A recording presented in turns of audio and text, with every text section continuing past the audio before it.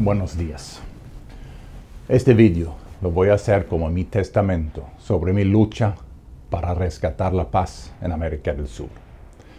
Desde 2010, en efecto desde 2009, yo he pensado que aquí va a llegar una guerra. Y he luchado, he hecho todo en mi poder para tratar de evitar que se dé esa guerra. Pero ahora, al medio de febrero 2019, yo he llegado a pensar que la guerra es inevitable, que ya ha pasado demasiado lejos y no hay nada más que yo puedo hacer para evitarlo. Pero déjame explicar cómo está la situación como yo lo veo. En Venezuela hay una narcodictadura militar. Hay países como Rusia, Cuba, China, que dicen que este no es una dictadura, que vamos a dejarlos allá en paz. Eso obviamente va a perpetuar la dictadura si hacemos eso. Y el problema con la falta de comida, falta de medicinas, el genocidio, el holodomor, va a ser peor y la salida de personas. Así que esta no es una opción viable, porque al final todo va a explotar. Bueno, entonces, la mayoría de los países del occidente piensan que es una dictadura y que están cometiendo crímenes de lesa humanidad, y además reconocen ahora a Juan Guaidó como el presidente constitucional. Nicolás Maduro ya no está siendo reconocido como presidente por casi ningún país del occidente democrático. Lo que se difiere es en cuál acción se va a tomar. Podemos ver que hay un grupo de países que se reunieron en Montevideo, en Uruguay, y que quieren una negociación. Sin embargo, déjame decir que tenemos muchos años de experiencia los que hemos luchado con la resistencia en Venezuela, de lo que significa la palabra negociación para el régimen. Negociación es algo que usan para alargar el proceso hasta el punto cuando la comunidad internacional pierde la atención.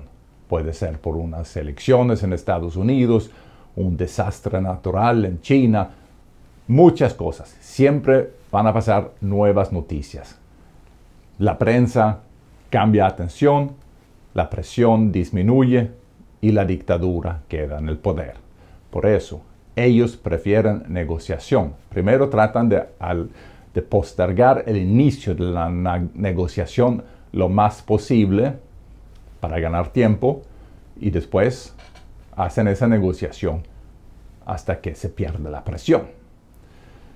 En efecto, ellos quieren tanto a la negociación que son capaces de mentir en su propaganda y decir que la oposición o la resistencia, alguien que está con la resistencia, atendió a una negociación con tal de desprestigiar a esa persona y destruir su liderazgo.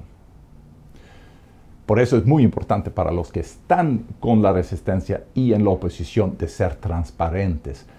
Nunca pueden ir solo o en un grupo pequeño. Siempre tienen que tener periodistas o testigos que pueden actuar, o puede ser diplomáticos del tercer país, pero de países creíbles, países que entienden que la negociación es una herramienta para perpetuar al régimen en el poder.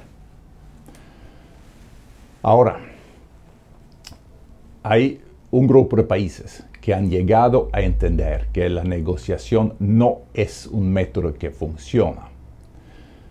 Y ellos están avalando la injerencia humanitaria. O sea, ingresar con ayuda humanitaria.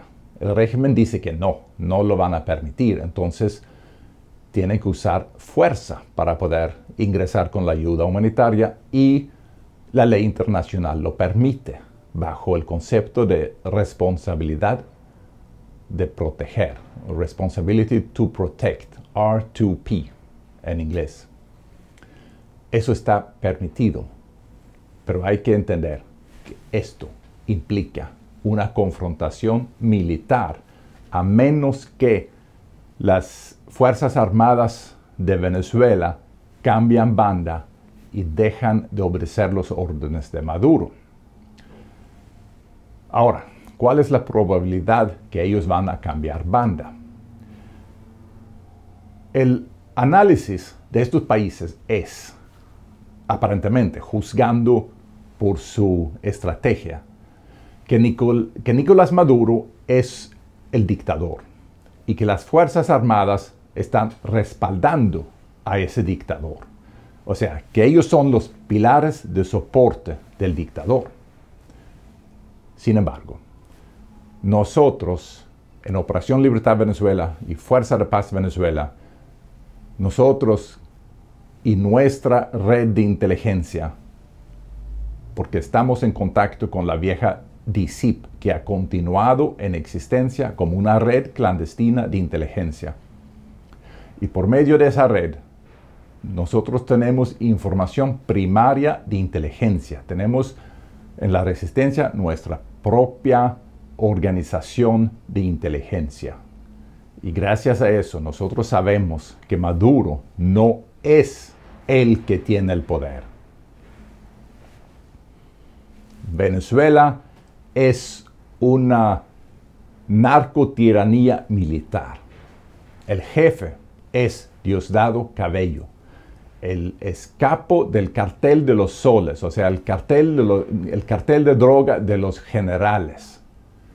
Venezuela es una narcodictadura militar. Y esto es importante, militar. Esto significa que estos militares no están respaldando a Maduro, sino ellos son los jefes de Maduro.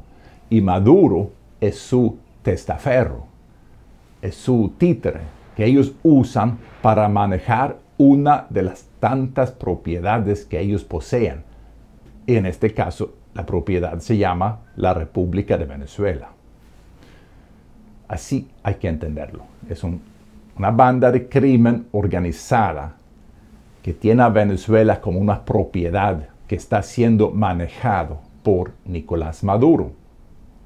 Entonces, no hay ninguna posibilidad, no hay manera de pensar que estos militares van a dejar de respaldar a Maduro, porque ellos no están respaldando a Maduro, ellos son los jefes de Maduro. Más bien, Maduro puede bien querer huir, ir a Rusia o Cuba, y que perfectamente bien puede ser que son los militares que no permiten a Maduro soltar el poder. Entonces, no van a cambiar banda. No importa que han ofrecido amnistía. Por cierto, la amnistía no cubre crímenes de lesa humanidad, porque no hay manera en la ley internacional de perdonar esto. Así que no hay forma que ellos obtengan amnistía. Y como Maduro no es el dictador, sino es un empleado, entonces se ve aquí que no hay forma de que ellos dejan entrar la ayuda humanitaria, que ellos cambian banda. No existe esa opción en la vida real. Por lo que esta coalición tiene que ir al último paso en su plan. Y este último paso es el uso de la fuerza militar. En otras palabras, guerra. Es inevitable. A esta altura es inevitable. ¿Cuál sería la opción? La opción que yo he avalado por años es preparar una resistencia interna, la Fuerza de Paz Venezuela. Entrenar a esa fuerza, equiparlo más que entrenarlo, organizarlo y equiparlo, porque la gente ya existe. Ya dije que los comandos de DICIP ya están en Venezuela como fuerza clandestina. Obviamente no todos, pero varios. No voy a decir número, pero bastante, suficiente. Además, tienen inteligencia.